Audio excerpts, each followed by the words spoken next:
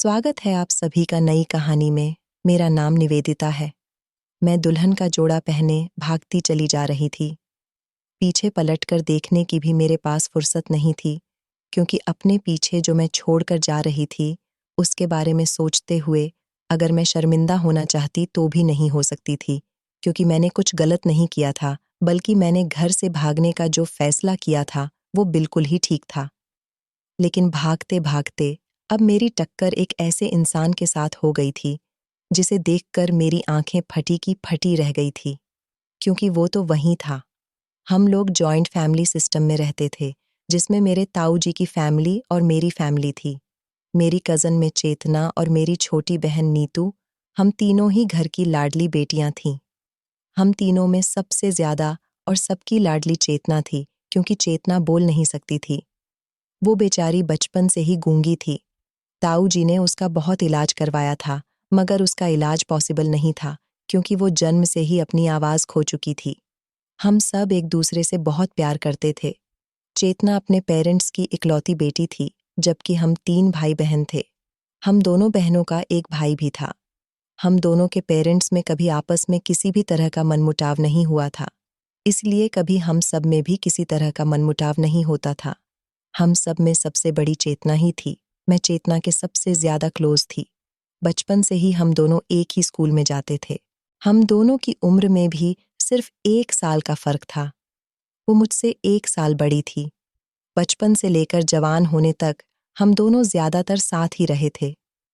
मैं उसकी हर बात को अच्छी तरह से समझती थी, क्योंकि वो इशारों से बातें किया करती थी।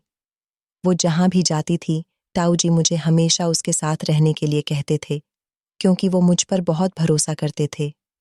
वो ये बात अच्छी तरह से जानते थे कि मुझसे ज्यादा बचपन से लेकर अब तक चेतना का ख्याल किसी ने नहीं रखा। हमारी जिंदगी बहुत अच्छी गुजर रही थी। वैसे तो हम सब लोग मिडिल क्लास फैमिली से बिलोंग करते थे, अच्छे खाते पीते लोग थे। हमारे घर में किसी चीज की कोई कमी नहीं थी। ताऊ जी का एक बड़ा सा साड़ी का शोरूम था, जिसमें उनकी बिक्री बहुत अच्छी होती थी, और मेरे पापा सरकारी पोस्ट ऑफिस में अच्छी पोस्ट पर नौकरी करते थे। उनकी भी अच्छी सैलरी थी। चेतना की पढ़ाई कंप्लीट हो चुकी थी और मेरी भी। हमारे छोटे भाई बहन अभी पढ़ाई कर रहे थे।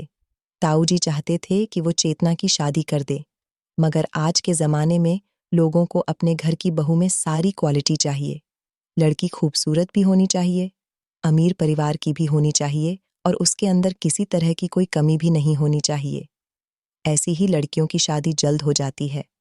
चेतना बहुत खूबसूरत थी, मगर उसके अंदर कमी ये थी कि वह बोल नहीं सकती थी। इसी वजह से उसका कहीं रिश्ता नहीं लग पा रहा था। फिर मेरे पापा के एक दोस्त ने चेतना के लिए उनको अपने पड़ोस में रहने वाले एक लड़के के बारे में बताया था। उन्होंने कहा था कि लड़का देखने में बहुत अच्छा है, शरीफ है, उसका अपना घर है और उसके आगे पीछे भी कोई नहीं है। मगर लड़का तुम्हारे स्टैंडर्ड का नहीं है। मामूली सी नौकरी करता है, 30 से 35 हजार रुपए महीना कमाता है, लेकिन मुझे उम्मीद है कि तुम्हारी बेटी वहां बहुत खुश रहेगी। पापा ने कहा था कि अगर उस लड़के को पता चल गया कि हमारी बेटी गूंगी है, तो शायद वो इस रिश्ते से इनकार कर दे। पापा के दोस्त ने कहा था कि ऐसा नहीं हो सकता। लड़का काफी समय से अकेला रह रहा है। उसके माता पिता इस दुनिया में नहीं है। अब वो चाहता है कि उसकी पत्नी घर में आ जाए और घर को अच्छी तरह से संभाल सके। मुझे उम्मीद है कि तुम्हारी बेटी घर गृहस्थी को अच्छी तरह से संभाल लेगी, इसलिए मैं तुम्हें ये रिश्ता बता रहा हूँ। और वैसे भी एक बार तुम लड़के से मिल लो। अगर तुम्हें लड़का पसंद आ जाए और लड़के को तुम्हारी बेटी से शादी करने में कोई ऐतराज ना हो, तो फिर ये रिश्ता कामयाब हो सकता है। लेकिन मैं तुम्हें लड़के की नौकरी के बारे में बता चुका हूँ। पापा ने कहा था कि हमें लड़के की नौकरी से कोई मतलब नहीं है।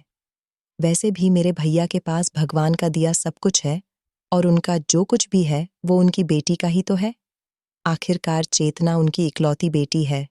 वो अपना सब कुछ चेतना के नाम कर देंगे। शादी के बाद उनकी बेटी को किसी तरह की कोई परेशानी ही नहीं होगी। लड़का चाहे तो उनकी दुकान भी संभाल सकता है। ये बात सुनकर पापा के पड़ोसी बेफिक्र हो गए थे, और उन्होंने लड़के को ताऊ जी और पापा जी से मिलवाने का फैसला किया था। और फिर जब पापा और ताऊ जी लड़के से मिले, तो उन्हें लड़का बेहद पसंद आया था। लड़के को इस बात से कोई ऐतराज नहीं था कि चेतना गूंगी है। वो चेतना की मासूमियत और भोलेपन के दीवाने हो गए थे और उन्होंने कह दिया था कि मुझे चेतना से शादी करने पर कोई ऐतराज नहीं है। इस तरह चेतना को एक अच्छा रिश्ता मिल गया था। उसकी शादी उस लड़के के साथ तय हो गई थी। ताऊ जी ने भी सोच लिया था कि वो अपनी बेटी की शादी खूब धूमधाम से करेंगे। आखिरकार उनकी बेटी को एक परफेक्ट रिश्ता मिल गया है। लड़का कम कमाता है तो क्या हुआ, उनका जो कुछ भी है वो उनकी बेटी का ही तो है। वो शादी पर बहुत सारा दान दहेज देंगे ताकि उनकी बेटी ससुराल में जाकर खुश रह सके। चेतना इस रिश्ते से बहुत खुश थी, मगर हम दोनों बहनें अफसोस में आ गए थे कि अब चेतना हमें छोड़कर चली जाएगी।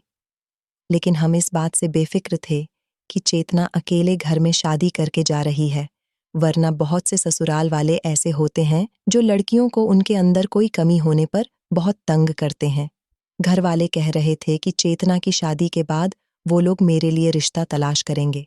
शादी पर जब चेतना का पति माधव बारात लेकर आया था, तब हमने उसका बहुत अच्छे से स्वागत किया था। हम बहुत खुश थे कि वो हमारा जीजू बनने जा रहा था। लेकिन जब मैं उसके सामने आई, तो वो मुझे बड़ी ही अजीब नज़रों से देख रहा था। ऐसा क्यों था, ये तो मैं नहीं जानती थी, मगर माधव देखने में बहुत अच्छा था। सब लोग उसकी तारीफ कर रहे थे। हमारे कुछ रिश्तेदार तो आपस में बातें भी कर रहे थे कि गूंगी लड़की को इतना अच्छा वर मिल रहा है, उसका भाग्य तो चमक उठा। चेतना हमारे घर से विदा होकर अपनी ससुराल जा चुकी थी। उसके जाने के बाद मेरा घर में बिल्कुल भी मन नहीं लगता था, क्योंकि वो बिल्कुल मेरे साथ मेरी फ्रेंड्स की तरह थी, जबकि नीतू के साथ मैं सिर्फ बहनों की तरह ही रिएक्ट करती थी। मैं उसके जाने के बाद बहुत अकेलापन महसूस करने लगी थी। ताई जी और मेरी मम्मी मुझसे कहती थीं कि तुम घर गृहस्थी पर ध्यान दो, तुम्हारी शादी करनी है, मगर मैं अभी आगे पढ़ना चाहती थी। इसीलिए मैंने पापा से कहा था कि वो मुझे दोबारा से एडमिशन दिलवा दें, लेकिन मम्मी पापा इस बात से बिल्कुल भी राजी नहीं थे। उनका कहना था कि अब आगे पढ़कर तुम्हें क्या करना है। मैं बहुत बोर रहने लगी थी, लेकिन एक अच्छी बात ये हो गई थी कि शादी के बाद ही जल्दी जीजू चेतना को लेकर हमारे घर पर आ जाते थे। उनका बिहेवियर बहुत अच्छा था। वो बहुत हंसी मजाक किया करते थे, चेतना से बहुत प्यार करते थे। चेतना भी उनके साथ खुश रहती थी। अभी उसकी शादी को सिर्फ 1 महीना ही तो हुआ था, लेकिन हम सब लोगों ने नोटिस किया था कि उसकी खुशी का कोई ठिकाना नहीं था। घरवाले बेफिक्र हो गए थे। चेतना की माधव जीजू के साथ शादी करने पर उनको लगता था कि उनसे बेहतर हमसफर चेतना को शायद कोई और नहीं मिल सकता था। उसकी शादी को धीरे-धीरे 3 महीने हो गए थे। वो जल्दी यहाँ आती जाती रहती थी, तो मेरा अकेलापन भी खत्म हो गया था। वो जब हमारे घर आती थी, मैं उससे ढेर सारी बातें किया करती थी और वो भी मुझे अपने और माधव जीजू के साथ होने वाले अपने हर हसीन पल को मेरे साथ इशारों में शेयर करती थी। लेकिन फिर चेतना की खुशियों को न जाने किसकी नज़र लग गई थी। जब एक दिन चेतना जीजू के साथ बाइक पर बाजार जा रही थी, उनका एक बड़ी गाड़ी के साथ खतरनाक एक्सीडेंट हो गया था। चेतना की रीढ़ की हड्डी में बहुत गहरी चोट आई थी, जबकि जीजू को मामूली सी चोट आई थी। वो तो जल्द ही ठीक हो गए थे, लेकिन उसको डॉक्टर ने प्रॉपर बेड रेस्ट बता दिया था। काफी दिनों तक चेतना का ट्रीटमेंट चलता रहा था, लेकिन फिर भी चेतना ठीक नहीं हो सकी थी। अब वो बेचारी बिस्तर से लगकर रह गई थी। उससे कोई काम भी नहीं होता था। डॉक्टर ने कहा था कि उसे बिल्कुल स्ट्रेट बिस्तर पर लेटने देना है, जबकि उसके सारे काम भी बेड पर ही होने चाहिए। चेतना के घर में बहुत परेशानियां आ गई थीं। जीजू भी उसकी वजह से बहुत परेशान रहने लगे थे। उन्हें हमेशा उसकी फिक्र लगी रहती थी। इसी तरह करते करते उसकी शादी को 6 महीने गुजर गए। उनके घर के हालात अब दिन ब दिन बिगड़ते जा रहे थे, क्योंकि अब जीजू चेतना की वजह से नौकरी पर नहीं जा पा रहे थे। सारा दिन वो उसकी सेवा में लगे रहते थे। एक दिन जीजू हमारे घर आए और उन्होंने मम्मी और ताई जी के सामने कहा था कि मुझे आप लोगों से एक मदद चाहिए, जबकि ताई जी ने कहा था कि हाँ बेटा, बताओ, हम तो तुम्हारी हर तरह से मदद करने के लिए तैयार हैं। जीजू ने कहा था कि मैं चाहता हूँ, जब तक चेतना की तबीयत ठीक नहीं हो जाती, तब तक निवेदिता हमारे घर पर रहे। निवेदिता बचपन से ही उसकी सहेली रही है। उससे बेहतर उसे कोई नहीं जानता। आप लोग तो जानते हैं कि जब से चेतना का एक्सीडेंट हुआ है, तभी से मैं कितनी परेशानी से गुजर रहा हूँ। चेतना का इलाज भी हो रहा है और फिर ऊपर से मुझे अपनी नौकरी छोड़कर उसका ख्याल भी रखना होता है। वो बोल नहीं सकती, इशारों से बातें करती है। अब तबीयत खराब होने की वजह से वो और ज्यादा वीक हो गई है। वो मुझसे काफी सारी बातें करने की कोशिश करती है। कभी कभी उसे किसी चीज की जरूरत होती है। वो लेटे लेटे ही मुझसे मांगती है, तो उसके इशारे मेरी समझ में नहीं आते। इसीलिए मैं चाहता हूँ कि आप निवेदिता को हमारे घर पर भेज दीजिए, ताकि मुझे निवेदिता के आने से कुछ मदद मिल सके। मेरी मम्मी ने बात सुनी तो वो फौरन ही मुझे चेतना के घर भेजने के लिए तैयार हो गई थी। उन्होंने कहा था कि बेटा, इस समय तुम मुसीबत से गुजर रहे हो और इस समय हम तुम्हारा साथ नहीं देंगे तो कौन देगा। आखिरकार तुम इस घर के दामाद हो और हमारी बेटी का इतना ख्याल रखते हो। हमारा भी तो फर्ज बनता है तुम्हारी मदद करना। इस बात से जीजू बहुत खुश हुए थे। मम्मी और ताई जी ने मुझसे भी पूछा था कि तुम वहां जाने के लिए तैयार तो हो। मैंने भी कोई ऐतराज नहीं किया था, क्योंकि मैं भी यही चाहती थी कि चेतना जल्द से जल्द ठीक हो जाए।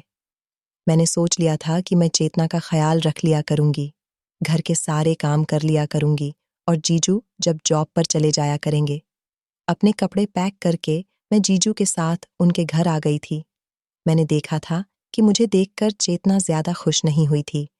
मुझे लगा शायद उसकी तबीयत ठीक नहीं है, इसीलिए वो ऐसे रिएक्ट कर रही है। चेतना बेचारी की हालत देखकर मुझे अफसोस हुआ था।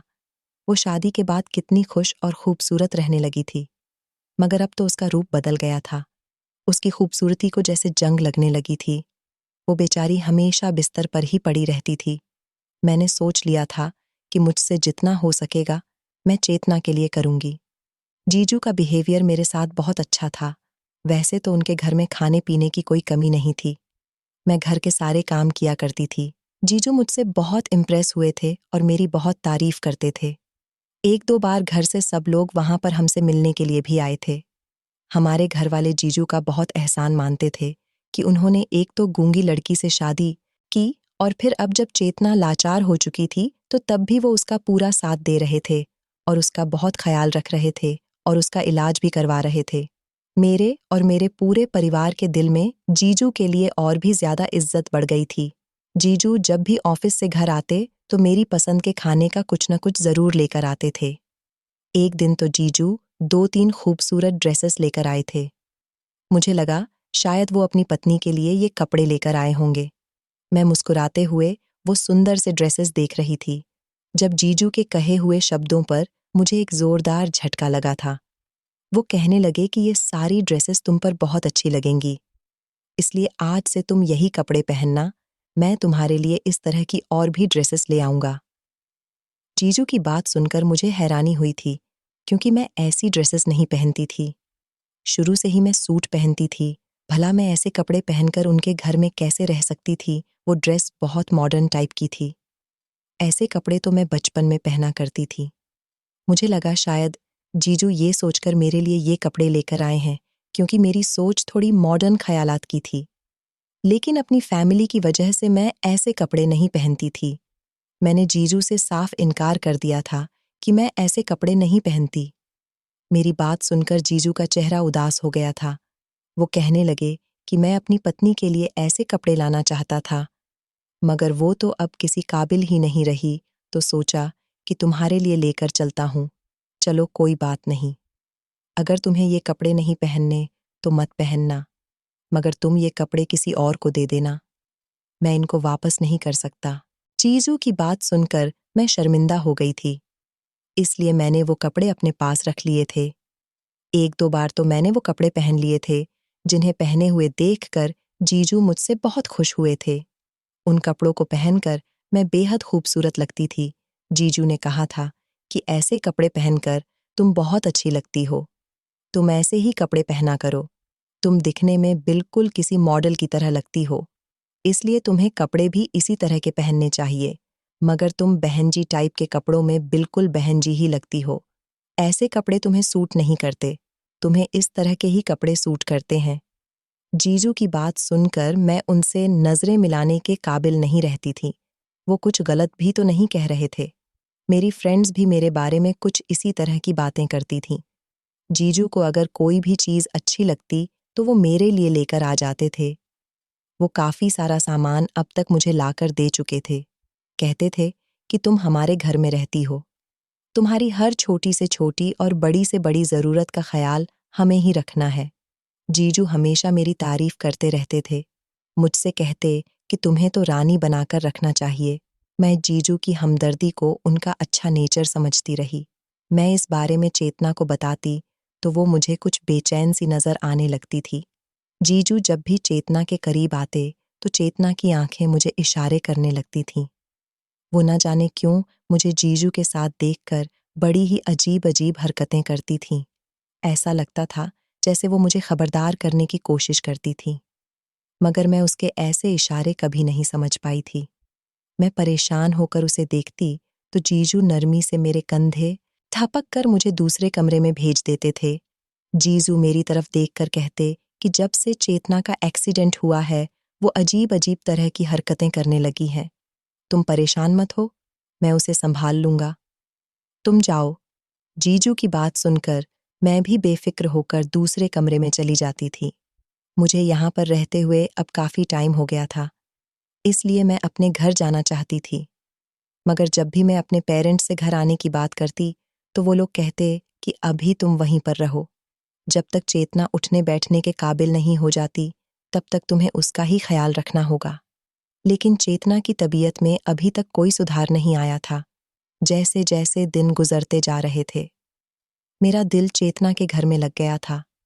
एक तो मुझे ये बेफिक्री भी थी कि मैं उसका अच्छे से ख्याल रख रही हूँ और इस बात का विश्वास भी था कि वो जल्द ही ठीक हो जाएगी। उसके खाने पीने से लेकर उसके कपड़े बदलने, उसका हर पर्सनल काम करना सब कुछ मैंने अपने ज़िम्मे ले लिया था और मुझे ये सुकून भी था कि जीजू बहुत अच्छे थे। मैं जीजू की भी 1-2 बार इसी तरह से तारीफ़ कर देती तो वो कहते थे कि कोई बात नहीं, अगर मैं तुम्हारा ख्याल रखता हूँ तो तुम्हारी बहन का भी तो बहुत ख्याल रखता हूँ ना। मुझे लगता था कि जीजू मुझे अपनी छोटी बहन समझकर मेरा इतना ख्याल रखते हैं। मुझे कभी भी जीजू के बिहेवियर पर शक नहीं हुआ था। हालांकि कुछ वक्त गुजरा तो धीरे धीरे मैंने नोटिस किया था कि जीजू मेरे करीब होते जा रहे थे। मैं जब अपने कमरे में रात को आराम करने के लिए जाती तो वो मेरे कमरे में आ जाते थे।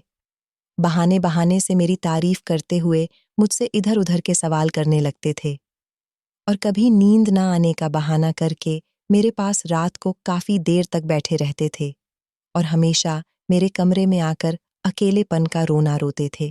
कहते थे कि अगर तुम्हारी बहन ठीक होती तो आज मैं उसके साथ टाइम स्पेंड कर रहा होता, मगर वो रात को दवाई खाने के बाद जल्दी ही सो जाती है, इसलिए मुझे बहुत अकेलापन महसूस होता है।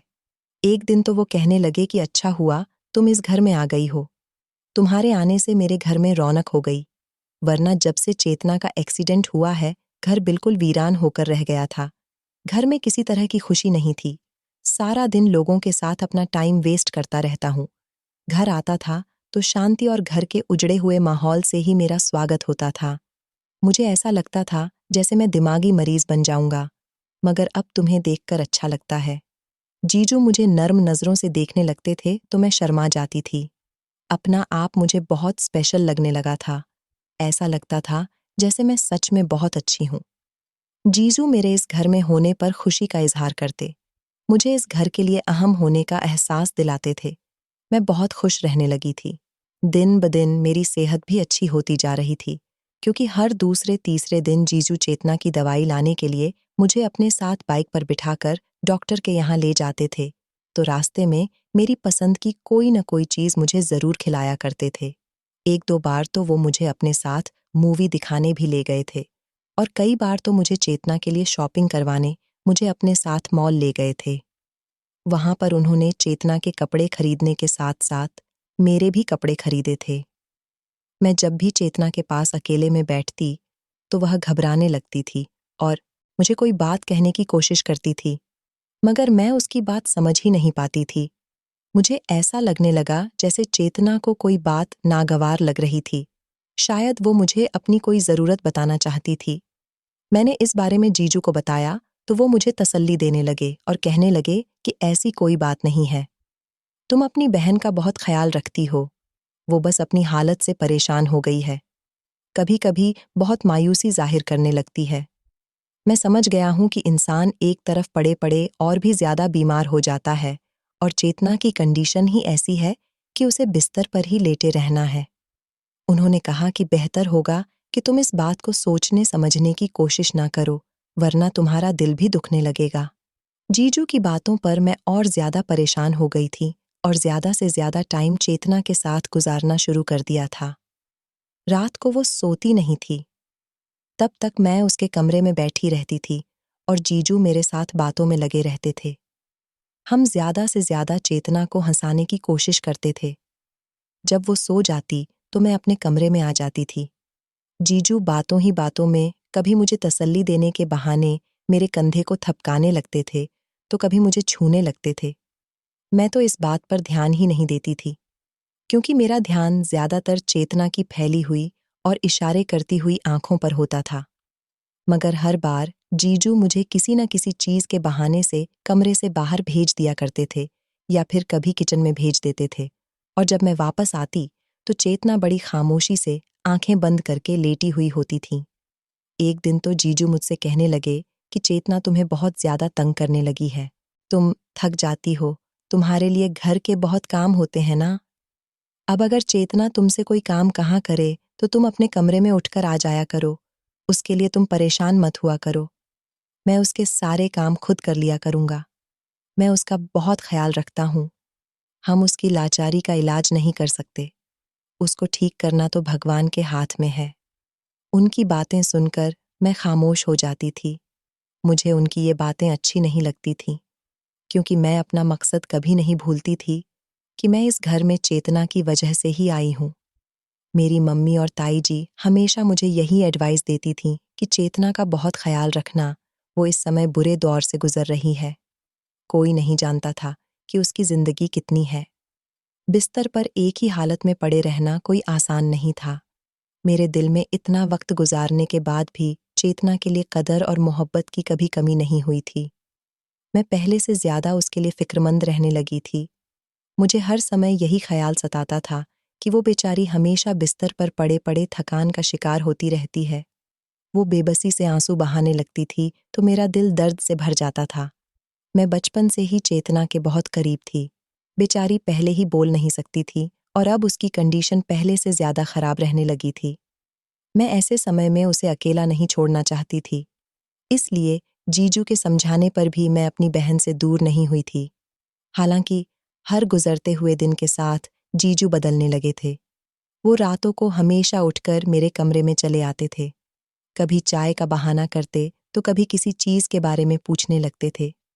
कभी कभी तो ऐसा होता था कि मैं नींद में होती थी और जीजू आकर मेरे पास बैठ जाते थे। मैं घबराकर जाग जाती तो वो कमरे में आने का कोई ना कोई उल्टा सीधा बहाना बना देते थे। मैं उनके घर में रह रही थी, इसलिए कमरे का दरवाजा बंद करने की जरूरत नहीं थी। ना ही मैं उनसे इस बात की शिकायत कर सकती थी कि मुझे उनका इस तरह से रात के समय मेरे कमरे के अंदर आना बुरा लगता है। उन्हें जो चाहिए होता है। मैं टाइम से पहले ही उनके कमरे में पहुंचा देती थी, लेकिन फिर भी जीजू ने मेरे कमरे में आना नहीं छोड़ा था। मैं अब घर जाना भी चाहती तो ताई जी मुझे घर आने नहीं देती थी। मैं एक दो बार घर पर गई थी तो ताई जी कहती थीं कि बेटा तब तक घर मत आना जब तक चेतना ठीक नहीं हो जाती। तुम तो वैसे भी चेतना को पहले बहुत याद करती थी, अब उसके साथ रहो, तुम्हारे वहां रहने से चेतना भी खुश रहेगी। बेटा तुम्हारे बहुत एहसान है हम पर, तुम अगर उसके घर नहीं जाती तो शायद उसके घर में ढेर सारी परेशानियों ने जन्म ले लिया होता। तुम्हारे जाने से माधव को भी बहुत सहारा मिला है। बेटा तुम मुझसे वादा करो, तब तक तुम यहाँ नहीं आओगी जब तक तुम मेरी बेटी को ठीक नहीं कर देती। मैंने उन्हें वादा किया था कि मुझसे जितना हो सकेगा मैं चेतना का ख्याल रखूंगी। मुझे कोई ऐतराज नहीं था, क्योंकि हमारे परिवार में तो शुरू से ही सब एक दूसरे के सुख दुख का साथी बनकर रहते थे। ताई जी भी मुझसे चेतना के घर पर रहने के लिए इसलिए जिद करती थी ताकि उसका घर बना रहे। वो गूंगी थी और अब उसकी रीढ़ की हड्डी भी खराब हो चुकी थी। इतनी सारी बातों से तंग आकर कहीं जीजू उसे छोड़ न दे।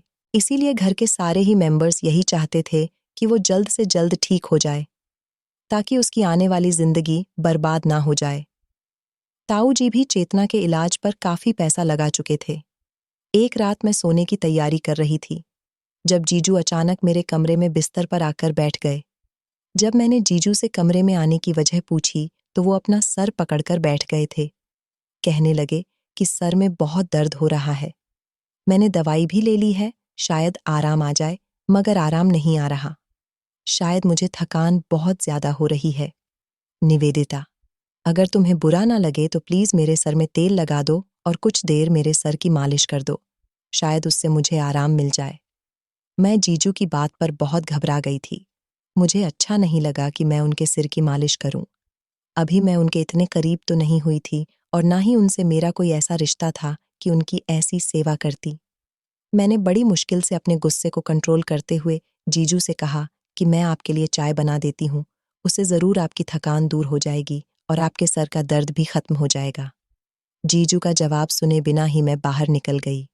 किचन में चाय बनाते हुए भी मैं बहुत शर्मिंदगी महसूस कर रही थी और जानबूझकर मैंने चाय बनाने में देर की थी।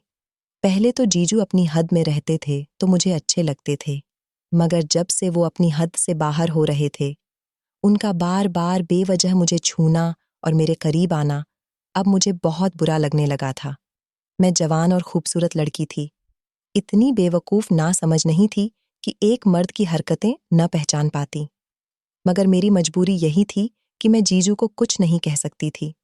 जब चाय बनाकर कमरे में गई तो मैंने देखा कि वो मेरे कमरे में मेरी ही जगह पर सो रहे थे। मैं हैरान रह गई थी। मुझे उस रात जीजू की हरकत पर बहुत नफरत महसूस हुई थी। मैंने खामोशी से चाय का कप साइड टेबल पर रख दिया था और खुद कमरे से बाहर निकल आई थी और दोबारा मैं कमरे में वापस नहीं गई। मैं चेतना के पैरों में ही लेटकर सो गई थी और जीजू मेरी जगह पर सोते रहे। जीजू की वजह से सुबह मैं जल्दी उठ गई थी क्योंकि मुझे अपने कमरे में जाना था। मैं जानती थी कि सुबह जीजू इस कमरे में आ जाएंगे। मुझे पहली बार उनसे शर्म महसूस हुई थी। मैं किचन में नाश्ता बना रही थी जब जीजू मेरे पास आए और शर्मिंदगी से कहने लगे कि मेरी रात बहुत ज्यादा तबीयत खराब थी, इसलिए मुझे आइडिया ही नहीं हुआ कि कब मैं तुम्हारे बेड पर लेटकर सो गया था और मैंने तुम्हें तंग भी किया। उसके लिए मैं तुमसे माफी मांगता हूँ। मैं बेहद शर्मिंदा हूँ। वो मुझसे माफी मांग रहे थे और नाश्ता किए बिना ही घर से चले गए थे। मुझे लगा सच में वो रात वाली हरकत से शर्मिंदा थे। वापस आकर फिर से जीजू जाहिर करने लगे और सिर झुकाए काफी देर तक बैठे रहे थे। मेरा दिल उनसे साफ होने लगा था। मैंने उन्हें तसल्ली दी और कहा कि कोई बात नहीं जीजू, तबीयत खराब हो तो इंसान को आइडिया नहीं होता कि वह क्या कर रहा है। मगर मैंने साथ में उनको एडवाइस भी दी कि आइंदा तबीयत खराब हो तो डॉक्टर के पास जाना। वो कहने लगे, अब यही करूंगा। मुझे लगता है कि मेरा ब्लड प्रेशर लो हो रहा है। तुम तो घर के हालात जानती हो ना। मुझे हमेशा चेतना की फिक्र लगी रहती है। मैं पहले ही अकेला इस घर में रहता था। घर में चेतना के आने से मुझे कुछ सहूलियत थी। अब वो भी बिस्तर से लग गई है, तुम आखिर कब तक हमारा घर संभालोगी? बस यही सोच मुझे बीमार कर रही है। वो बड़े ही अफसोस भरे दिल से कह रहे थे। मैंने कहा कि जीजू, मैं यहाँ चेतना के लिए आई हूँ। मैंने किसी पर कोई एहसान नहीं किया और जब तक चेतना जिंदा है, मैं उसका ख्याल रखूंगी, चाहे मुझे यहीं पर रहना पड़े। मैं कभी भी चेतना को इस हाल में छोड़कर नहीं जा सकती। मेरी बात सुनकर जीजू की आंखें चमक उठी थीं। वो कहने लगे कि तुम सच में बहुत अच्छी हो, तुम हमारे घर की मेंबर बन गई हो।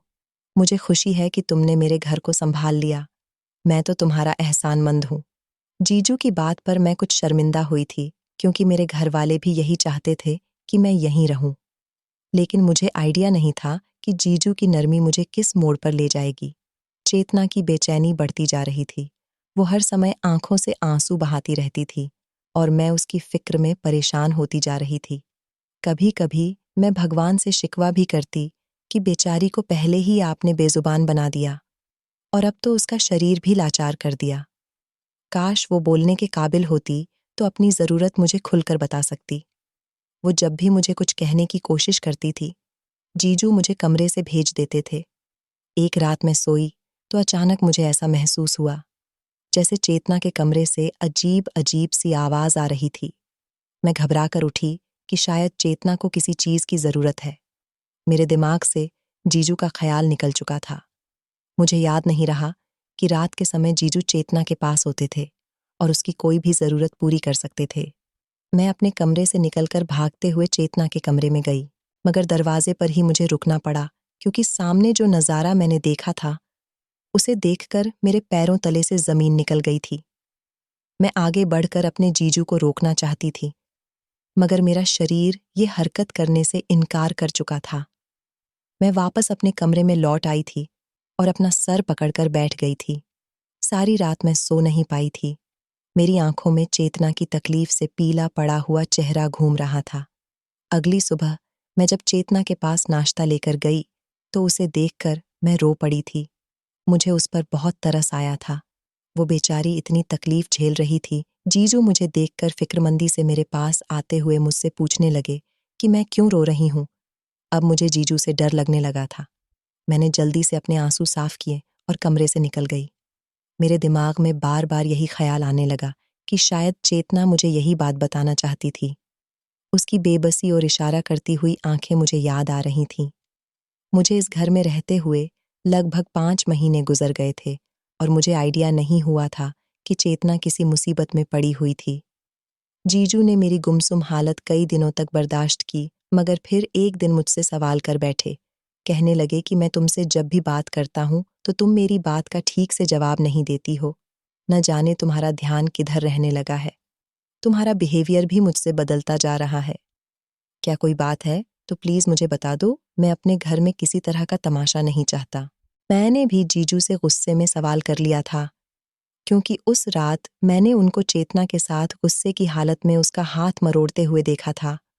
वो बेचारी तो खुद बहुत तकलीफ से गुजर रही थी, तो क्या ज़रूरत थी ऐसे में उन्हें अपनी पत्नी का हाथ मरोड़ने की और उस पर गुस्सा करने की।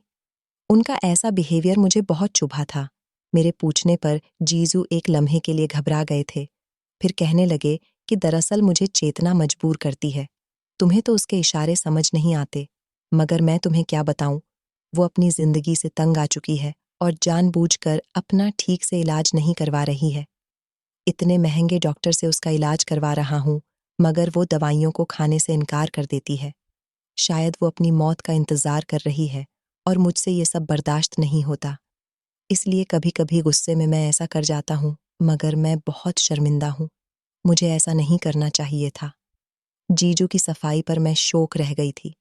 मुझे बिल्कुल आइडिया नहीं हुआ था कि चेतना ऐसा कर रही थी, क्योंकि मेरे सामने तो सब कुछ ठीक था। मैं उसे दवा भी देती थी और खाना-पीना अपनी निगरानी में कराती थी। उसने कभी मुझे तंग नहीं किया था। हालांकि रात की दवाई हमेशा जीजू ही उसे दिया करते थे और शायद चेतना अपने पति से किसी बात पर नाराज होने की वजह से ऐसा बिहेवियर दिखा रही थी। मैं समझ नहीं पाई थी कि वो ये सब क्यों कर रही थी। मैंने उसे 2-3 बार समझाने की कोशिश भी की थी, मगर उसे मेरी बात समझ नहीं आई थी। वो अब कोई इशारा नहीं करती थी और आंखें बंद कर लेती थी। मुझे ऐसा लगता था जैसे अब वो मुझसे बात करने की कोशिश करते-करते थक चुकी है। एक रात मैं अपने कमरे में सुकून से सो रही थी, तभी जीजू फिर से मेरे कमरे में आ गए।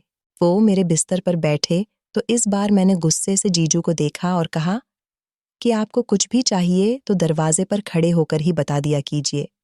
मुझे आपका इस तरह बार-बार कमरे के अंदर आना अच्छा नहीं लगता। उस दिन मैंने पहली बार जीजू से इस तरह से बात की थी, मगर उसके बदले में जीजू ने मेरे साथ जो हरकत की थी, वो मुझे हैरानी में डाल गई थी। वो मेरा मुंह दबोच कर कहने लगे कि मेरे घर में रहती हो और मुझे ही गुस्सा दिखा रही हो। पहले ही मैं तुम्हारी गूंगी बहन को बर्दाश्त करता हूँ, मगर अब मेरा सब्र जवाब दे चुका है। ऐसा कहते हुए जीजू ने मुझे दबोच लिया। मैंने खुद को छुड़वाने की बहुत कोशिश की, मगर उस रात जीजू ने मुझे अपनी असली हकीकत दिखा दी थी। उनकी ऐसी गिरी हुई हरकत पर मैं बार-बार चिल्लाकर उनसे रिक्वेस्ट कर रही थी कि वो मुझे छोड़ दें, मगर वो मेरी बात नहीं सुन रहे थे। मेरी चीखें तेज होती जा रही थीं। बचाओ, बचाओ। मुझे अपनी इज्जत खराब होने का डर था, लेकिन इतनी ही देर में अचानक कांच टूटने की आवाज़ आई थी। ये आवाज़ बहुत तेज थी। शायद ये आवाज़ चेतना के कमरे से आई थी। ये आवाज़ सुनकर मैं और जीजू घबरा गए थे कि अचानक चेतना के कमरे में क्या हुआ। उन्होंने मुझे छोड़ दिया था और वो जल्दी से कमरे के बाहर निकल गए थे, जबकि मैं भी उनके पीछे पीछे भागती हुई गई थी। लेकिन जब हम दोनों की नज़र चेतना पर पड़ी तो ये देखकर हमारे होश उड़ गए थे कि चेतना ज़मीन पर बेसुध पड़ी हुई थी। चेतना को देखकर मेरी एक जोरदार चीख निकली थी। वो तो हिल भी नहीं सकती थी, तो फिर वो ज़मीन तक कैसे आई थी? उसके हाथ में कांच का टुकड़ा था और काफ़ी सारा कांच ज़मीन पर गिर चुका था। शायद वो साइड टेबल पर रखा हुआ शीशे का फ्लावर पॉट उठा रही थी, या फिर ऐसा भी हो सकता है कि मेरे चिल्लाने की आवाज़ सुनकर वो मुझे बचाने के लिए आ रही हो। उसका शरीर इस काबिल नहीं था कि वो चल सकती हो, लेकिन जब जीजू ने देखा कि चेतना की सांस नहीं चल रही और वो इस दुनिया से जा चुकी है, ये सुनकर मेरे होश उड़ गए और उसी समय मैं बेहोश हो गई थी। अगले दिन मैं बेहोश पड़ी हुई थी। मुझे अपना कोई होश नहीं था। मेरी आंखें तो तब खुली थीं जब मुझे लोगों के रोने पीटने की आवाज़ आ रही थी। फिर धीरे धीरे वो आवाज़ बढ़ती चली गई। मैं बहुत तेज़ बुखार में जल रही थी। जब रोने की आवाज़ सुनकर मैं घबरा गई। कुछ देर बाद मम्मी मेरे कमरे में आई थीं और मुझे गले से लगाकर फूट फूट कर रोने लगी। मैं घबरा गई। उन्होंने मुझे बताया कि चेतना इस दुनिया में नहीं रही। मम्मी से पता चला कि चेतना की मौत सुबह सुबह हुई थी। उसकी तबीयत अचानक बिगड़ी तो जीजू उसे अस्पताल लेकर गए थे। डॉक्टर ने बताया कि उन्हें हार्ट अटैक हुआ था। ये बात सुनकर मुझे बहुत रोना आया था। शायद जीजू ने जो मेरे साथ हरकत की थी, उसकी चीख पुकार सुनकर चेतना का बेबस दिल ये सब सदमा सहन नहीं कर पाया था। मैं ये सब कुछ किसी को न बता सकी थी कि चेतना की मौत सुबह के समय नहीं, बल्कि रात के समय ही हो गई थी। वो बेचारी मुझे बचाना चाहती थी, मगर वो इस काबिल नहीं थी कि मुझे बचा सकती, इसलिए वो अपनी जिंदगी की जंग हार गई। मैं जानती थी कि कोई मेरी बात पर यकीन नहीं करेगा। वो इंसान सबके लिए था ही इतना अच्छा। कोई नहीं जानता था कि वो इतना शातिर है। वो उल्टा मेरे ऊपर ही चेतना की मौत का इल्ज़ाम लगा सकता था। उसे लगता था कि वो मेरे साथ भी गलत करेगा तो सबको यकीन हो जाएगा कि चेतना की मौत का जिम्मेदार भी वही है और मेरी इज्जत भी उसी ने खराब की है।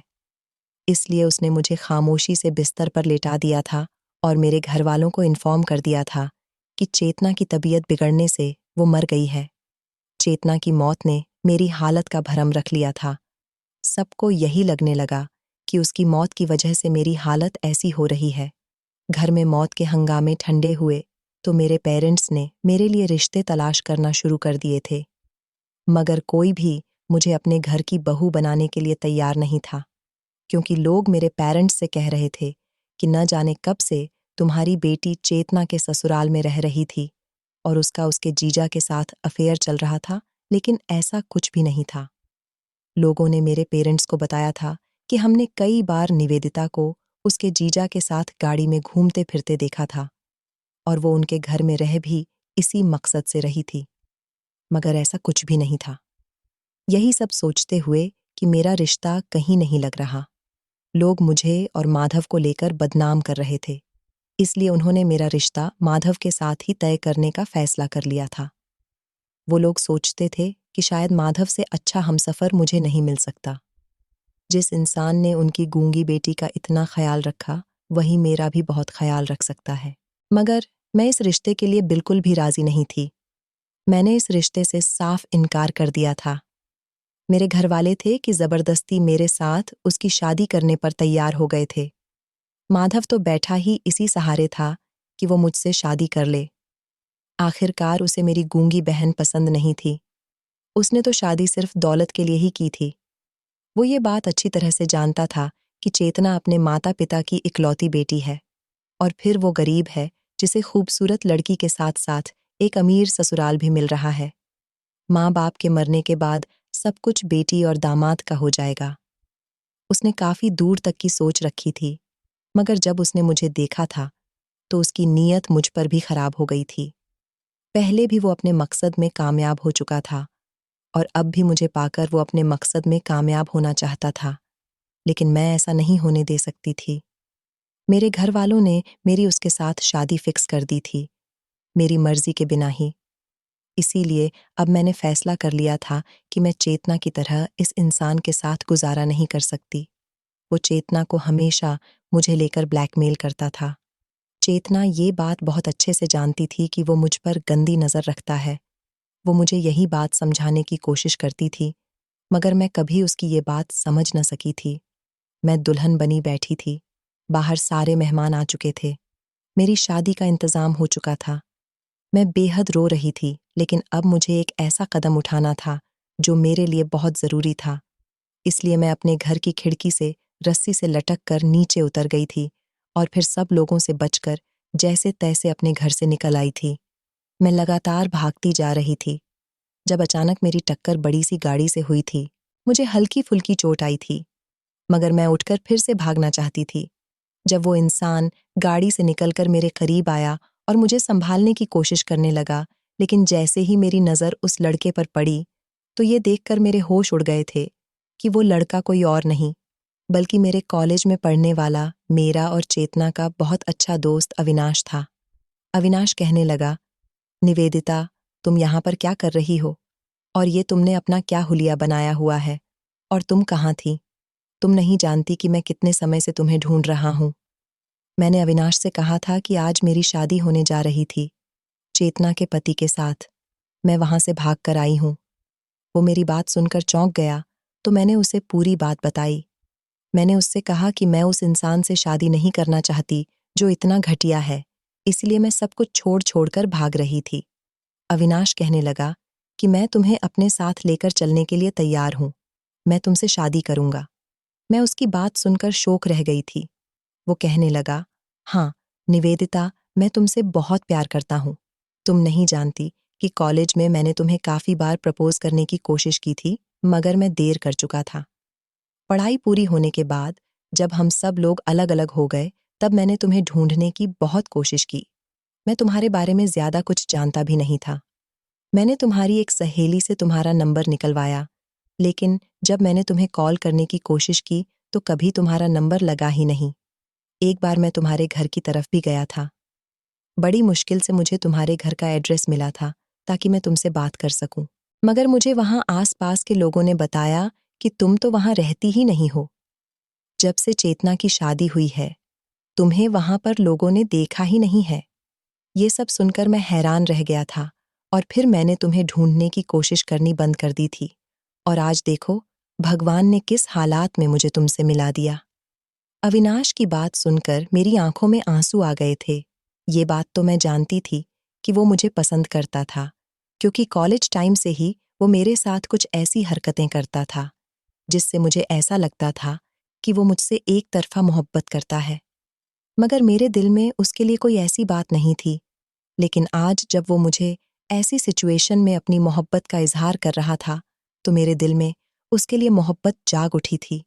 और फिर मैंने अपने घर वालों के बारे में बिना कुछ सोचे समझे ही अविनाश के साथ शादी कर ली थी, और मैं उसकी पत्नी बनकर आज एक खुशहाल जिंदगी गुजार रही हूँ।